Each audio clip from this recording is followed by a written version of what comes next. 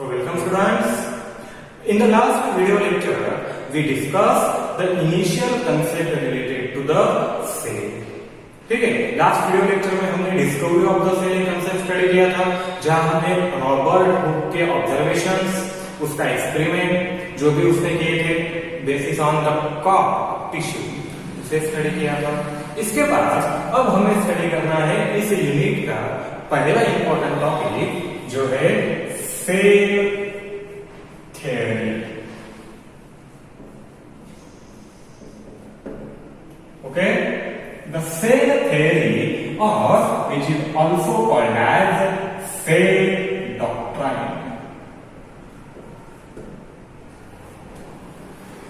and this theory is one of the widely accepted theory which gives the idea related to origin of life.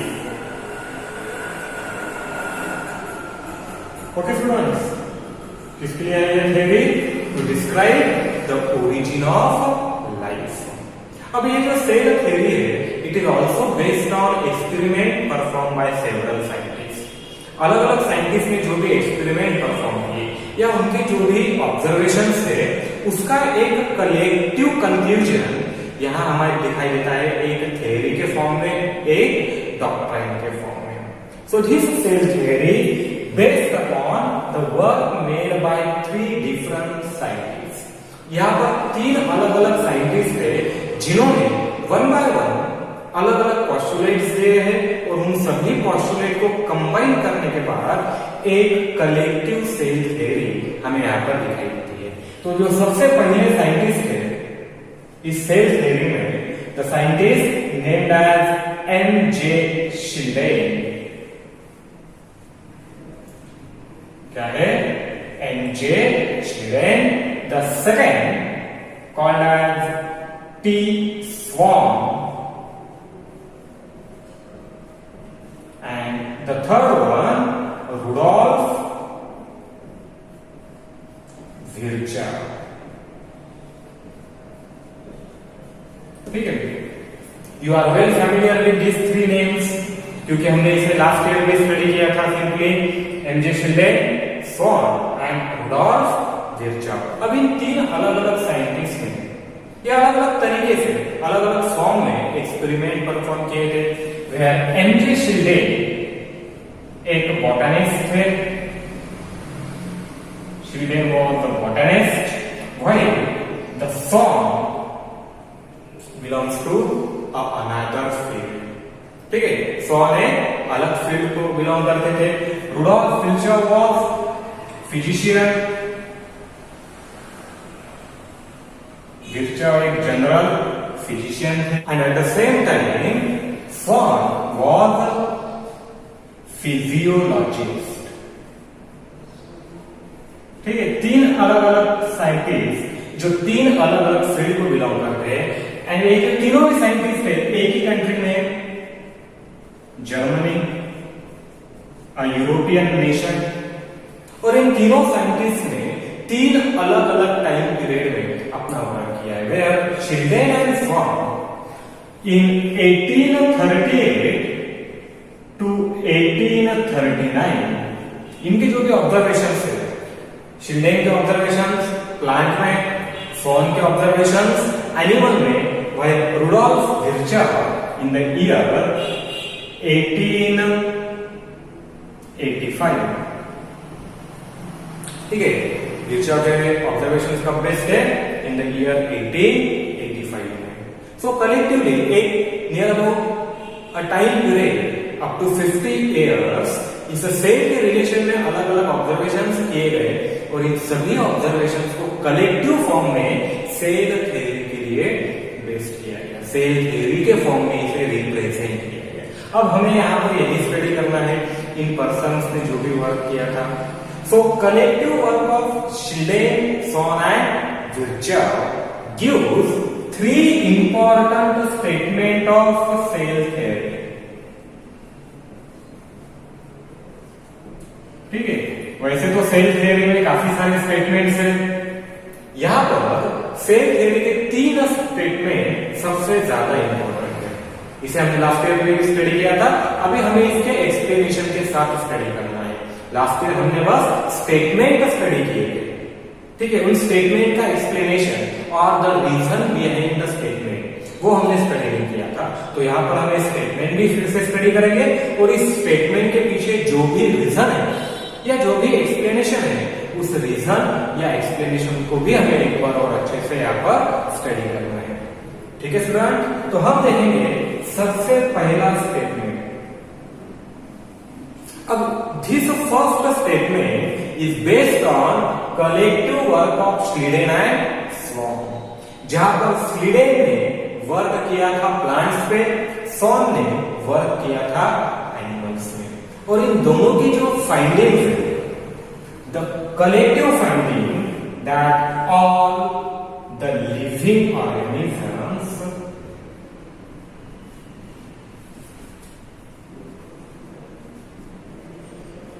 are made up of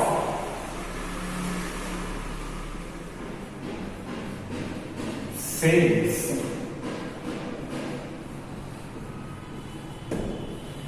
ठीक है, अब for this first statement, ये first statement आया कैसे, इसका explanation.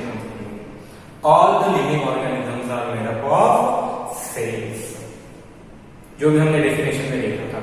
अब यहां पर स्लीडेन while working on plants, दो अलग अलग फॉर्म है यहाँ पे लिविंग ऑर्गेनिज्म के, जिससे ये ऑब्जर्वेशन से डिराइव किया है।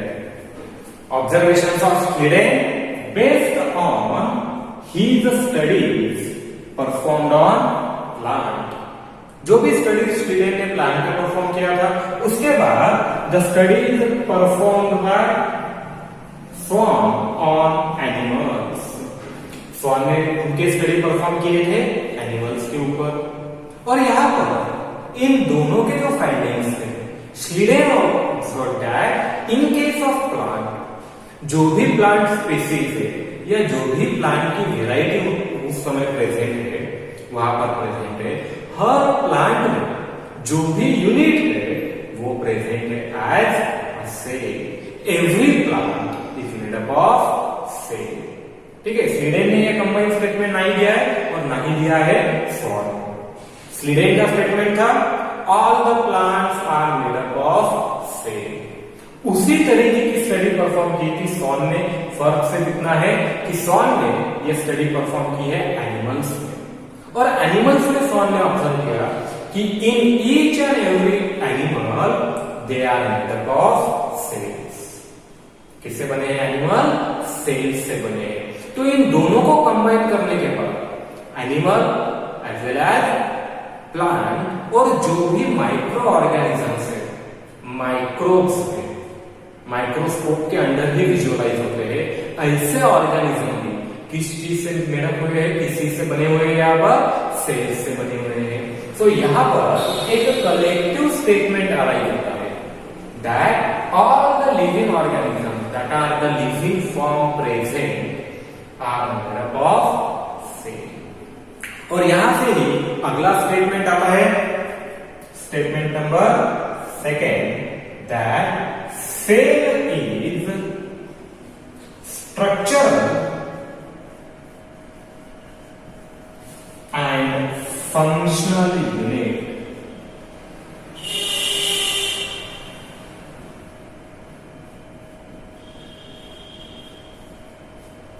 जो हम डेफिनेशन में यूज करते हैं, क्या कहते हैं डेफिनेशन में? Cell is the structural and functional unit of life कहते हैं। It is the second important postulate present in cell theory और सेल डॉक्ट्रिन। अब ये कैसे कहा गया है कि सेल स्ट्रक्चरल यूनिट भी है और सेल फंक्शनल यूनिट भी है। So for this particular statement there are several type of observation. चाहे ऑर्गेनिज्म यूनिसेल्युलर हो या मल्टीसेल्युलर हो, हमने देखा है लास्ट ईयर यूनिसेल्युलर ऑर्गेनिज्म भी प्रेजेंट है, मल्टीसेल्युलर ऑर्गेनिज्म भी प्रेजेंट है। दे मे बी प्रोकैरियोटिक और मे बी यूकैरियोटिक। चाहे प्रोकैरियोटिक हो या चाहे यूकैरियोटिक हो, each and every organism shows a defined structure. Organism में जो स्ट्रक्चर प्रेजेंट है कैसा होता है, हमेशा डिफाइन होता है, यूनिक होता है उस पर्टिकुलर स्पेसीज में, जो कि हमेशा हमें आजू बाजू में या हमारे सराउंडिंग में दिखाई देता है। The leaves, the flowers of a plant belonging to particular species, एक पर्टिकुलर स्पेसीज के जितने भी लीव्स है, जितने भी प्लांट है, उस सभी प्लांट में लीव्स का साइज, लीव्स का शेप, लीव्स का फॉर्म, उसी तरह size of flower, size of shape, ये सभी क्या रहेंगे, हमेशा यूनिक रहेंगे, डिफाइंड रहेंगे, कांस्टेंट रहेंगे। और ये किस वजह से प्रेजेंट है, ठीक है, हमने इसे डिफाइन किया गया है स्ट्रक्चरल यूनिट। स्ट्रक्चरल यूनिट जब भी हम कहते हैं एक ऑर्गेनिज्म का स्ट्रक्चर कैसे तैयार होता है, इसे हमने लास्ट ईयर अच्छी तरह से समझा था। For this structure we have an another word, इसके लिए एक अलग वर्ड हमने यूज किया था, we called it as organisation. हमने इसे कहा था ऑर्गेनाइजेशन। और एक ऑर्गेनाइजेशन हमने देखा था cell to tissue, tissue to organ, organ to organ system and organ system to organism. Means चाहे ऑर्गेनिज्म हो, उस ऑर्गेनिज्म में प्रेजेंट रहने वाले अलग अलग ऑर्गन सिस्टम्स हो, उस ऑर्गन सिस्टम के इंडिविजुअल ऑर्गन्स हो, हर ऑर्गन में प्रेजेंट रहने वाले टिश्यू हो, ये सभी कहां से बनते हैं, कहां से बनते हैं, because of a unit that is a cell. अब ये कहां अप्लाई करेंगे हम ऑर्गेनाइजेशन, मल्टी सेल्यूलर में, यूनिसेल्यूलर में a single cell represent complete organism. जैसे बैक्टीरिया है, प्रोटोजोआ है, देखा था हमने, पैरामीशियम है, अमीबा है, यहां पर एक सेल एक कंप्लीट ऑर्गेनिज्म को रिप्रेजेंट करता है। इसका मतलब उस ऑर्गेनिज्म के पास कोई स्ट्रक्चर नहीं है, it is not like that. Paramecium के पास भी अपना एक डिफाइंड स्ट्रक्चर है, बैक्टीरिया के पास भी अपना एक डिफाइंड स्ट्रक्चर है। So each and every single cell organism also shows their defined structure in the form of size and shape, जो साइज और शेप के फॉर्म में प्रेजेंट है। और एक किस वजह से है, ऑर्गेनिज्म का साइज एंड शेप डिफाइंड है, मीन्स उसके पास एक डिफाइंड स्ट्रक्चर है। साइज एंड शेप डिफाइंड इसलिए है क्योंकि वहां पर सेल डिफाइंड है, सेल का अपना एक साइज एंड अपना एक शेप है, इसीलिए इसे कहा गया है the cell as structural unit. फिर चाहे एक टिश्यू, हर टिश्यू का अपना एक स्ट्रक्चर होता है। हमने स्टडी किया है लास्ट टाइम, एनिमल टिश्यूज देखे थे हमने, याद है, epithelial tissue, nervous tissue, adipose tissue देखे थे, कॉलमनर इपिथेलियम, सेंसरी इपिथेलियम, अलग अलग टाइप के इपिथेलियम टिश्यू हमने देखे थे। हमने बोन का स्ट्रक्चर भी देखा था, ठीक है। सो जितने भी टिश्यू है, इन हर टिश्यू में अपने अपने सेल होते हैं, जो सेल अरेंज होकर एक टिश्यू बनाते हैं। इन्हीं टिश्यू से ऑर्गन बनता है, इन्हीं ऑर्गन से ऑर्गन सिस्टम बनता है। जैसे हमने प्लांट में भी देखा था, अलग अलग टिश्यू है, देखा था या नहीं देखा था, याद करो कौन से टिश्यू हमने देखे थे, सिंपल टिश्यू, कॉम्प्लेक्स टिश्यू देखे थे, permanent tissue, sclerenchyma, parenchyma, collenchyma, meristematic tissue, xylem and phloem, ये सभी टिश्यू हमने स्टडी किए थे। सो जो भी ऑर्गन है या ऑर्गन सिस्टम है, बेसिकली तैयार होगा एक टिश्यू से, और ये टिश्यू इस चीज से तैयार होते हैं, सेल से तैयार होते हैं। मीन्स यहाँ पर टिश्यू को अपना शेप कौन दे रहा है, सेल दे रहा है। टिश्यू किसे शेप देगा, किसका स्ट्रक्चर बनाएगा, tissue makeup the structure of organ, सही है। हर ऑर्गन का स्ट्रक्चर कहां से तैयार होगा, उसमें प्रेजेंट रहने वाले टिश्यू से। टिश्यू का स्ट्रक्चर कहां से तैयार होगा, जिस तरह के सेल से वो तैयार होता है उन्हीं तरीके का वहां पर स्ट्रक्चर हमें दिखाई देगा। ऑर्गन से बनेगा ऑर्गन सिस्टम, और ऑर्गन सिस्टम से हमें मिलेगा एंटायर ऑर्गेनिज्म। इसीलिए इस सेल को कहा जाता है स्ट्रक्चरल यूनिट ऑफ लाइफ। अब दूसरा टर्म जो यहां पर प्रेजेंट है स्ट्रक्चरल यूनिट के साथ, इट इज फंक्शनल यूनिट। ठीक है, अब functional unit it is related with one of the fundamental property of living organism. किससे रिलेटेड है? लिविंग ऑर्गेनिज्म के एक फंडामेंटल प्रॉपर्टी से रिलेटेड है, द प्रॉपर्टी ऑफ मेटाबॉलिज्म। अब याद करो मेटाबॉलिज्म क्या है, किसे कहते हैं metabolism? The collection of all the physiological processes that takes place inside an organism or a cell। एक ऑर्गेनिज्म या फिर उस ऑर्गेनिज्म के अंदर प्रेजेंट रहने वाले किसी भी सेल जो भी अलग अलग फिजियोलॉजिकल प्रोसेस होते हैं, कलेक्टिवली इन सभी फिजियोलॉजिकल प्रोसेस को कहा जाता है मेटाबॉलिज्म। वही मेटाबॉलिज्म है। अगर यहां पर ध्यान से समझा जाए तो एक ऑर्गेनिज्म में कोई फिजियोलॉजिकल प्रोसेस हो रही है। For example photosynthesis takes place inside the leaves. एक प्लांट बॉडी है, ठीक है, उस प्लांट बॉडी में जो लीव्स है वहां पर फोटोसिंथेसिस की प्रोसेस परफॉर्म की जा रही है। अब फोटोसिंथेसिस एक फिजियोलॉजिकल प्रोसेस है। It is a type of physiological process which takes place in a plant organ। कहां हो रही है प्रोसेस? प्लांट के एक ऑर्गन में हो रही है। उसी तरह से काफी सारे फिजियोलॉजिकल प्रोसेस एनिमल के बॉडीज में भी होते हैं, लाइक रेस्पिरेशन, सर्कुलेशन, एक्सक्रीशन, बहुत सारे हैं। अब यहां पर अगर देखा जाए तो leaf is nothing but plant organ. क्या है? एक लीफ एक प्लांट ऑर्गन है। ऑर्गन है इसका मतलब टिश्यू से बना हुआ है, यानी जो फिजियोलॉजिकल प्रोसेस एक ऑर्गन में हो रही है वही फिजियोलॉजिकल प्रोसेस उसके बाद कहां ऑकर होगी? टिश्यू में। तभी हम कहते हैं या कह सकेंगे कि वो उस ऑर्गन में ऑकर हो रही है। अगर लीव्स के टिश्यू में रेस्पिरेशन या फोटोसिंथेसिस नहीं होता है तो हम नहीं कह सकते कि लीव्स के अंदर फोटोसिंथेसिस हो रहा है। Means it should takes place inside the tissue. अगर टिश्यू के अंदर हो रहा है इसका मतलब जिन सेल्स से वो टिश्यू बना हुआ है उन सभी सेल्स के अंदर वो प्रोसेस ऑकर हो रहा है एट द लोएस्ट लेवल।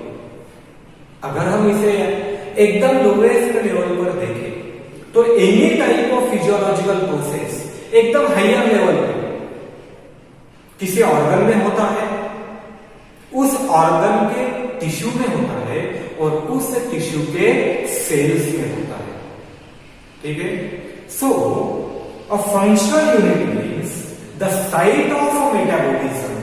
जो भी मेटाबॉलिज्म है इस पर्टिकुलर मेटाबॉलिज्म का जो साइट प्रेजेंट है, हम ऑर्गन को साइट कंसिडर करते हैं, like leaf is a site of photosynthesis, lungs is a site of respiration, ठीक है, kidney is a site for excretion या blood purification. But at this particular site, ये site किस चीज से बनी होती है? Basically it is made up of the cell. एक ऑर्गन फंक्शन करता है इसका मतलब उस ऑर्गन में प्रेजेंट रहने वाले टिश्यू फंक्शन करते हैं। अगर किसी लीफ के टिश्यू डेड हो जाए तो क्या वो लीफ फोटोसिंथेसिस परफॉर्म कर पाएगा? बिल्कुल नहीं कर सकेगा। वो एबिलिटी कहां प्रेजेंट है? टिश्यू में प्रेजेंट है। एक टिश्यू फंक्शन करता है इसका मतलब जिन भी सेल्स से वो टिश्यू बना हुआ है वो सेल्स फंक्शन करते हैं, इसीलिए इसे कहा जाता है functional unit, totally confined to this term metabolism. आया समझ में? पहले दो क्या है? That all the living organisms are made up of cells, and second one the cell is structural and functional unit.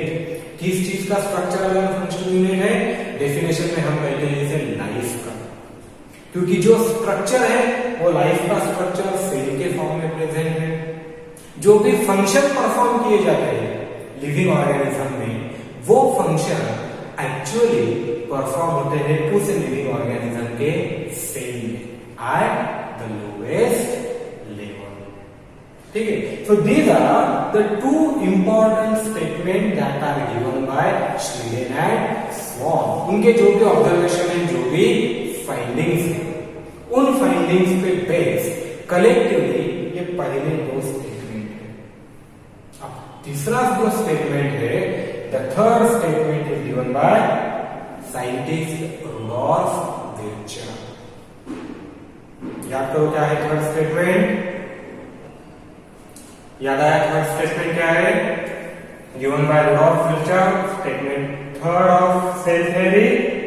Rudolf Virchow stated in Latin, omnes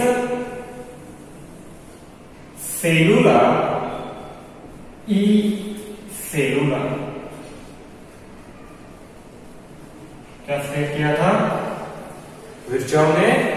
omnis cellula e cellula। तो इसका मतलब that all the new cells arise from pre-existing cells।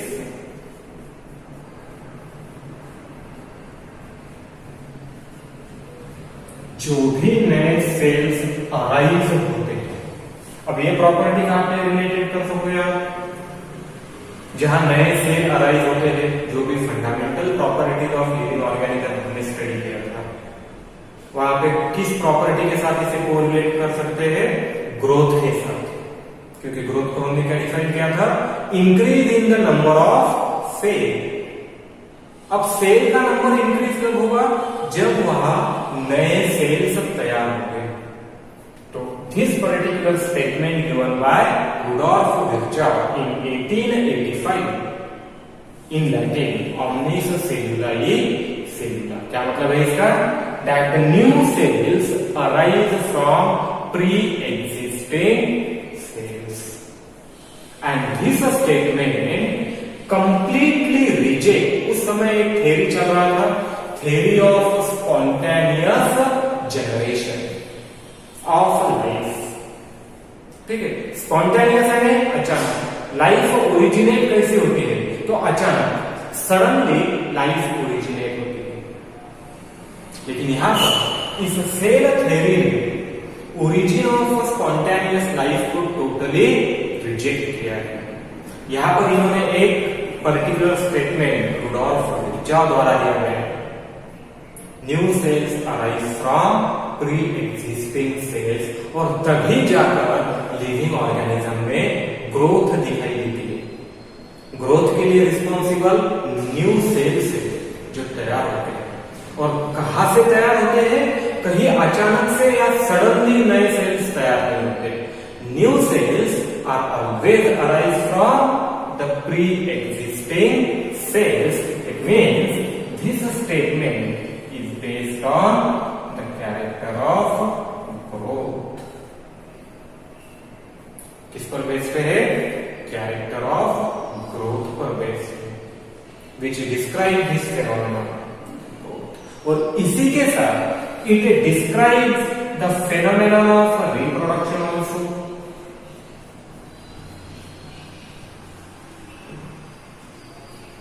क्योंकि ये दो character हमने देखा था, defined और नॉन डिफाइंड।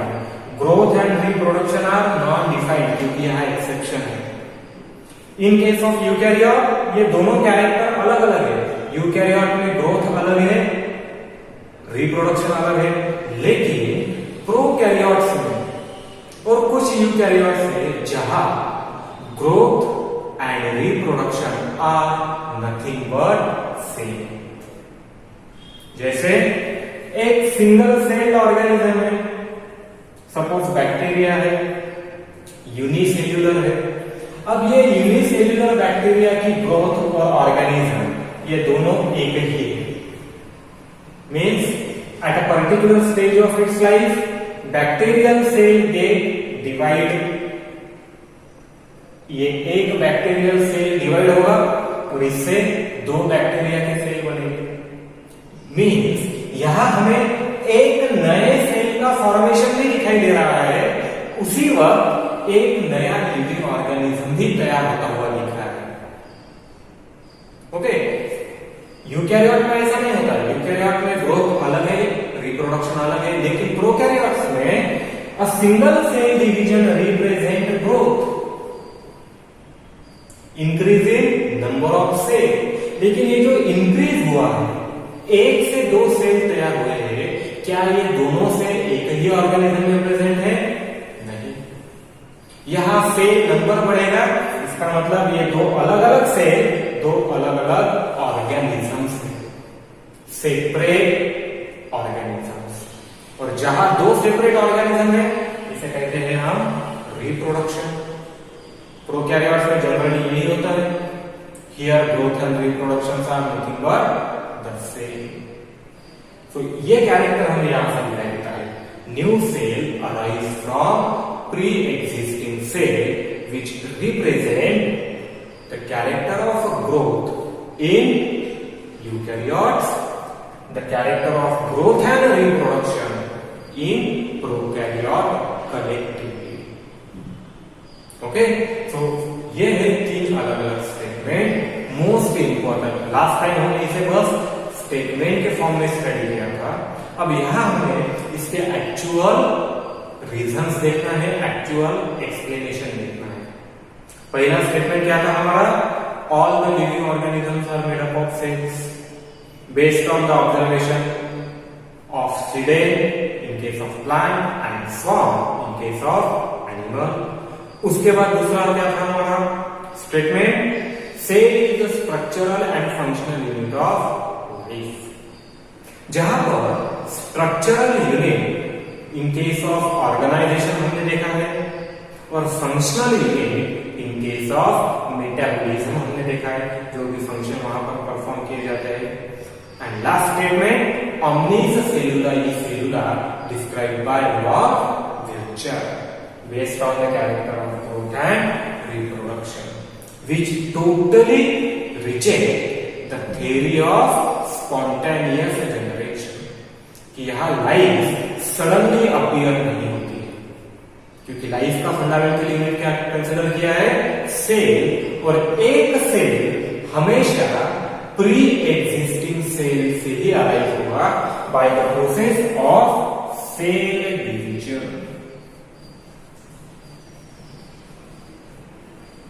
कौन से प्रोसेस में? Cell division. अब सेल डिवीजन तीन अलग अलग टाइप के हैं, ठीक है। पहला सेल डिवीजन माइटोसिस और दूसरा cell division meiosis. Both of these two type of cell division are characteristic feature of the eukaryotic organism. Eukaryotes में जो भी नंबर ऑफ सेल इंक्रीज होता है वो किस वजह से इंक्रीज होता है? माइटोसिस की वजह से इंक्रीज होता है, मियोसिस की वजह से इंक्रीज होता है। दो अलग अलग टाइप में, where mitosis is involve in growth, meiosis is involve in reproduction. लेकिन अगर प्रोकैरियोट की बात की जाए तो प्रोकैरियोट में एक तीसरे अलग टाइप का सेल डिवीजन होता है जिसे कहते हैं अमाइटोसिस।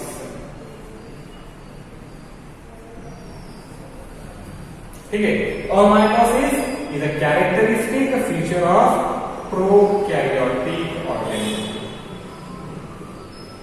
कौन सा ऑर्गेनिज्म का कैरेक्टरिस्टिक फीचर है? Prokaryotic organism. प्रोकैरियोट में सेल हमेशा अमाइटोसिस से डिवाइड होंगे, यूकैरियोट में सेल या तो माइटोसिस से डिवाइड होंगे या मियोसिस से डिवाइड होंगे। इसे भी हम स्टडी करेंगे अपने आने वाले सेल डिवीजन देखेंगे हम, तब हमें ये सभी कंसेप्ट स्टडी करने होंगे। ठीक है स्टूडेंट, इसके साथ कुछ और स्टेटमेंट भी, इंपॉर्टेंट स्टेटमेंट। इस सेल थ्योरी में यहाँ पर दिए गए हैं। ये 3 सबसे फंडामेंटल और बेसिक स्टेटमेंट है, इसके साथ और भी स्टेटमेंट याद रखिए। अब हम डिस्कस करेंगे वो बचे हुए 1-2 स्टेटमेंट जो सेल थ्योरी में इंपॉर्टेंट है। So the next important statement of a cell theory, it is given as every organism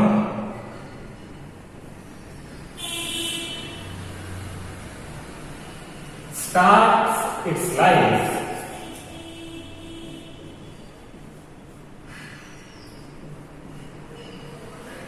as a single cell.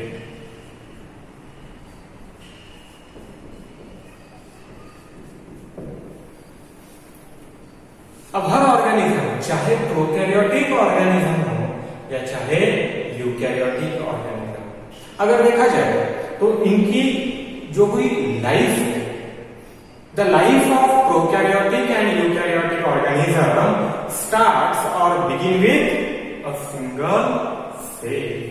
जहां यूकैरियोट्स में इस सिंगल सेल को कहा जाता है ज़ाइगोट। प्लांट और एनिमल इन दोनों केस में जहां सेक्सुअल रिप्रोडक्शन होता है, वहां पर जो गैमेट्स है, male gamete and female gamete, उनके फ्यूजन द्वारा जो तैयार होता है, by the fusion of this two gamete we get formation of zygote and this zygote is always single cell। वैसे ही प्रोकैरियोट में तो सवाल ही नहीं है, प्रोकैरियोट में पैरेंट ऑर्गेनिज्म ही सिंगल सेल है, वहां पर बस एक सेल का डिवीजन होता है और उससे 2 नए सेल तैयार होते हैं, जैसे कि हमने अभी देखा है। So every organism start its life as a single cell and then from this single cell zygote we get complex organism, जिसे हमने कहा था लेवल ऑफ कॉम्प्लेक्सिटी। जैसे जैसे हम प्रोकैरियोट से यूकैरियोट की तरफ बढ़ते जाते हैं, लेवल ऑफ कॉम्प्लेक्सिटी इंक्रीज होती है, प्लांट में भी एनिमल में भी। चाहे लेवल ऑफ कॉम्प्लेक्सिटी कोई भी हो, एकदम सिंपल हो, यूनिसेल्युलर हो या हाईली कॉम्प्लेक्स, हायर एनिमल और हायर प्लांट में, इन सभी की जो लाइफ है कहां से स्टार्ट होती है? As a single cell arise from the zygote. क्योंकि most of the higher plant और हायर एनिमल ये सेक्सुअली रिप्रोड्यूसिंग है। ठीक है, तो नेक्स्ट स्टेटमेंट हमें क्या बताता है सेल थ्योरी का? Every living organism starts it's life cell। Now next statement, it is related with biochemical composition of cell।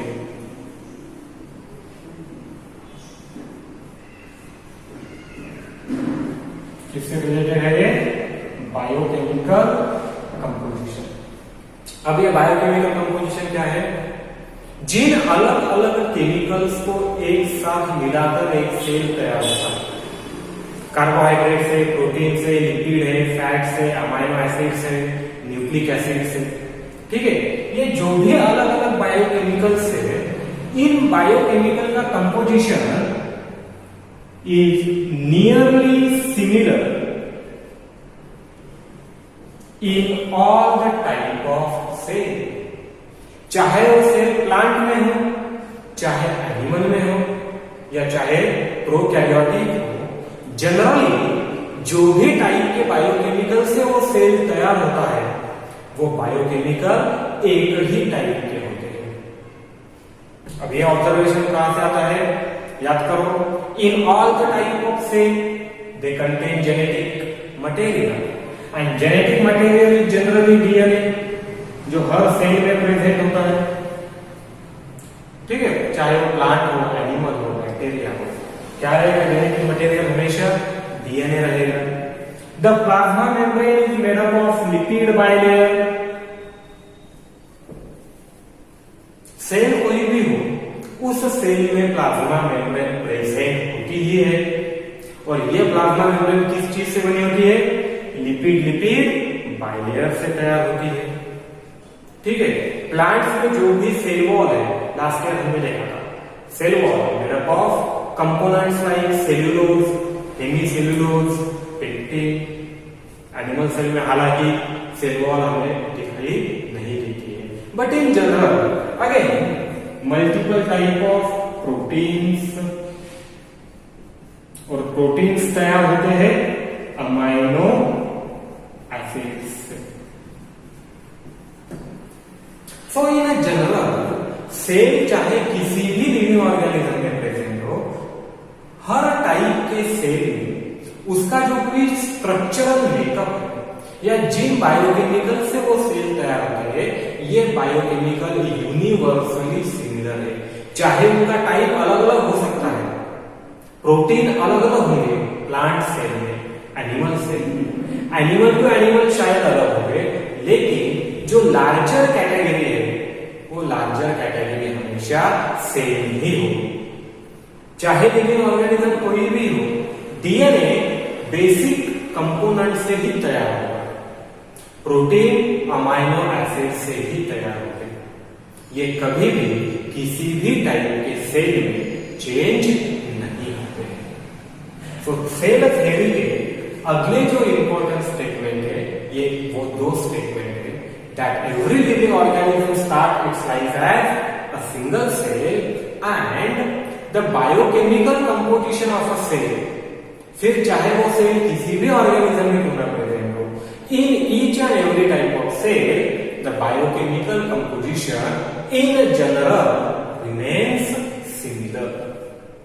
ठीक है, अब यहां हमने सेल थ्योरी या सेल डॉक्ट्राइन के पोस्टुलेट्स और उन पोस्टुलेट का एग्जाम्पल, उनका एक्सप्लेनेशन इसे स्टडी किया है।